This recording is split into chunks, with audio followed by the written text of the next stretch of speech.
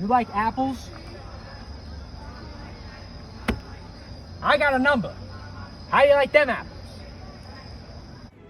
Hello everybody, and welcome back to my reviews. And today's film, which I'm going to analyze and review for you guys, is going to be Good Will Hunting, written by Matt Damon and Ben Affleck, the two stars of this film. I'm glad that most of you guys asked me to do this film. I felt like I was doing a little bit like, violent films, like Pulp Fiction, Goodfellas, like stuff that regulates around violence, shootings, and blood. Well, Good Will Hunting, right, even though it has a little violence in it, but it has a bigger message and a more sympathetic message for all of us. Anybody can watch this movie, okay? You don't have to be Irish, you don't have to be from Boston to love this movie. Everybody should love this movie for countless reasons, which I'm gonna get up to. But what I want to talk about with Good Will Hunting, right, is obviously we know the whole premise of it. We know who Will is. He's a freaking genius from Southie Boston, and he works as a janitor at Harvard University. And he figures out these impossible math equations that Harvard is known for and that nobody else can figure out. Not even students, like only the teacher would know, but sometimes he gets it wrong and Will has to teach him, yeah, this is the right way, like that's bullshit. But let me get to the point. What's the main message, the main storyline, the main analysis, per se? But of course, you want to get to the point, like always. What is Good Will Hunting really about? What makes him so good? What makes him stand out from everybody else other than just being a genius? Like, what's the main allegory, the analysis, and the truth to Good Will Hunting? Well, I'm gonna dive deep, once again, like I do in every analysis video, that nobody else is gonna tell you but me, and how to rewatch this movie and know, for an instance, what you're watching. Now, what's truly incredible about this film, other than the fact that Ben Affleck and Matt Damon wrote the script for it, it comes from Matt Damon's experience from Harvard University. Yes, Matt Damon was actually a student in Harvard University, and for his playwriting class, his teacher requested a one-act play, and Matt Damon came up with the idea of Good Will Hunting. So instead of just sending him a one-act play, Matt Damon turned it into a 40-page script of Good Will Hunting, sent it into his teacher. The teacher was like, holy shit. You got to send this out to somebody, make money, write it more. And eventually both him and Ben Affleck would.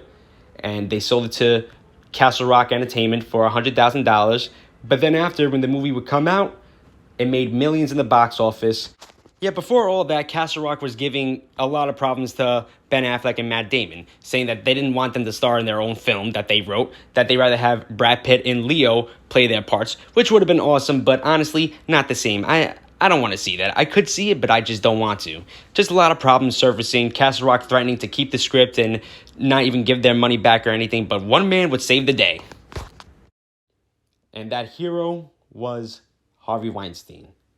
Okay, let me rephrase that. Not the hero. Let's just say the guy that made it possible for Matt Damon and Ben Affleck to bring this film to life the way they wanted. Because Harvey Weinstein loved the script so much that he actually bailed both of them out of Castle Rock Entertainment, and he paid off the company saying, I want the script now. I'm working with these guys, and they're going to do whatever the fuck they want. I mean, Matt Damon and Ben Affleck, they weren't as big as they were back then, especially in 1994. Like, they were basically nobody until this film came out.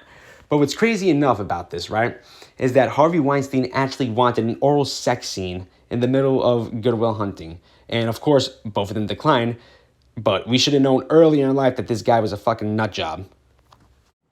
Now, we know that Will is a genius, but why is Will such a genius? Why did he lock himself in a room just to educate himself of organic chemistry, math, history, and all these subjects of education? Well, if we take a look back at the scene with Sean and the professor talking in the tavern, they're mostly talking about Will, but the professor brings up a guy named Ramanujan, who was a man that lived in India who locked himself in a stone hut and figured out the greatest equations of math ever, and he became the wizard of math. Literally the freaking pinnacle of everything. Like shit, like the shit we don't understand in school about math. Like the shit that Will is doing on the board right now. So that reflects a lot off of Will, because both men were alone in this world, had nobody to teach them anything, had nothing to offer to the world, only but their minds and education. So obviously I'm going to dive deep into my first theory, right? Good Will Hunting is basically an allegory movie for fatherhood. Yes, fatherhood. Even though Will doesn't even know his own father, doesn't even know his own parents. His own parents abandoned him at a young age, left him to the curb, and then he got adopted. And then he was sent from foster home to foster home from different people who either abused him, hated him, or just mistreated him badly. We get a quick scene before the famous "it's not your fault" scene, with Robin Williams in it, how we see a man walking upstairs with a belt and saying that he got burned, and Will is just always trying to hide the fact that he is a tortured soul, which he really is. He doesn't want anybody else to know that. He doesn't want anybody else to know that he's truly smart either. So what does this have to do with fatherhood? Who is Will's father in this movie, but who are also the parents of Will in this movie? You see, we gotta dive deeper into this. Before I go on, let me just say that this movie is absolutely nothing without the late and great Robin Williams. This man made the movie what it is today. A lovable, sympathetic, joyful, emotional roller coaster. And to think, Robin Williams, when we associate him with movies, he's always hilarious, funny, enthusiastic, full of energy. In this movie, he's depressed. And it's even more tragic to think how everybody knows how his life ended. But it's also, every time I watch this movie, I just think to myself, this was truly the real Robin Williams. Happy on the outside, trying to make life better for all of us, but inside hurting. For most of you who follow my Instagram page, who recently saw my Good Will Hunting post of my analysis and one explanation of this, is that Robin Williams, right, plays the father who wants what's best for his child. For instance, I posted there are two types of fathers in this world, just like I said in the beginning of this video as well, that fathers either want power over their young ones, and no matter what, they have a dominance over them, and we have to work all our life to gain that respect.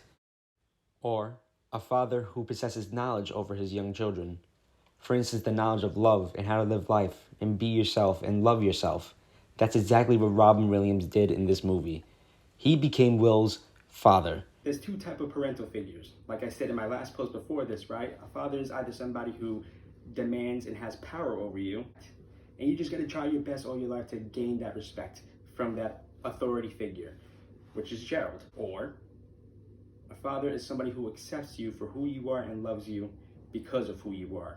And it's funny because near the end of the film, we see Gerald and Sean constantly arguing and bickering and disagreeing with each other on certain stuff. Even at the point when they're talking about Will, their old grudges from back then come up. That's mostly parents do. They argue about, the upbringing of their kid, what are they going to be like when they're older, like what they want best for their life. Two parents just disagree with each other what's best for their child. But of course, Sean is arguing, saying, let the kid live. So what about the professor's role? How was he the dominant, possessive father figure in this film? Well, for instance, in the beginning of this film, Will and his friends got into a brawl in a basketball court with some guys that Will recognized back then that used to bully him. So, obviously, the professor bails him out of jail, thus starts to teach Will the importance of having a great educated mind and using it for success. This is where his dominant force comes in.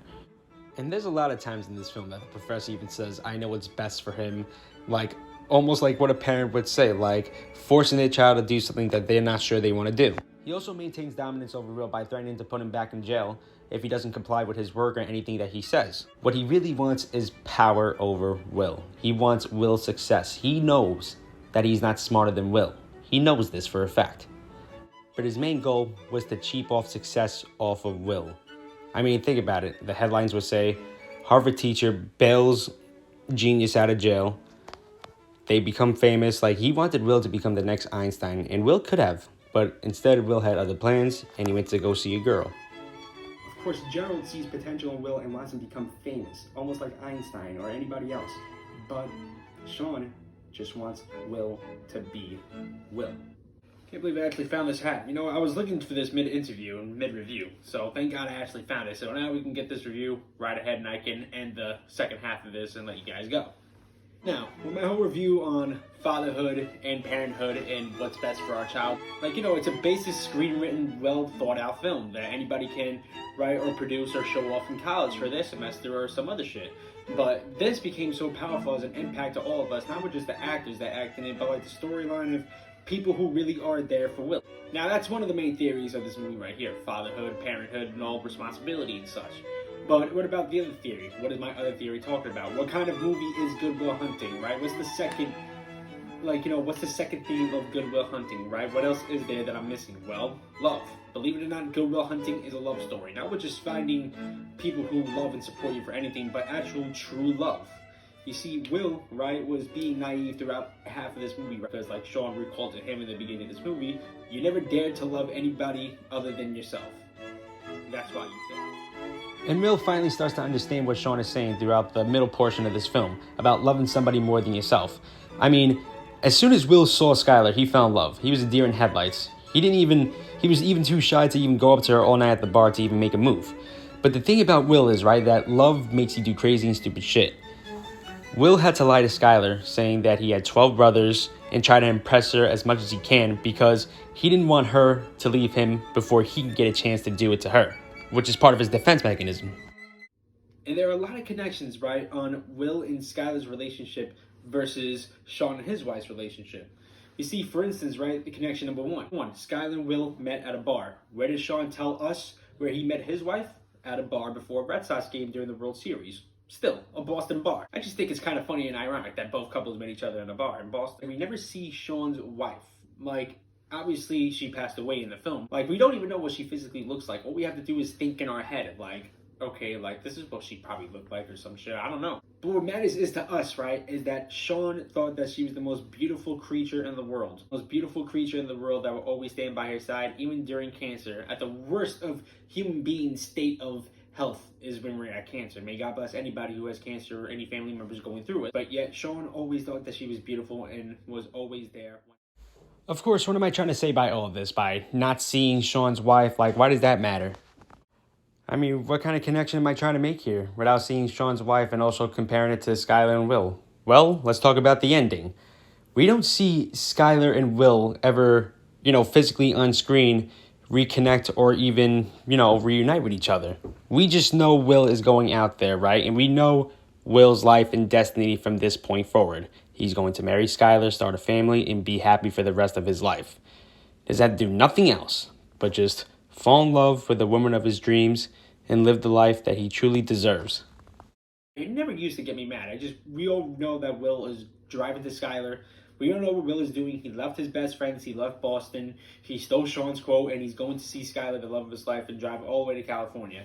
But I kind of wanted to see that reunion, them make up and kiss each other and all that shit. You know what I mean? At the end of the movie, Will finally found love and found somebody who will love and support him, protect him for the rest of his life, and who needs him. Because remember, Skylar was the one that asked him, come with me to California. I want you. I need you. Not Will, because obviously that was all part of Will's defense mechanism. He's not going to try anything or be open to experiences like that until somebody had to wake him up to him. And honestly, the same question is for Sean. Who knows? Who knows if Sean got remarried? Who knows if he found that one woman around the world or just forever started traveling Europe and just went to place? Who knows if Sean even lived in Boston and went back afterwards?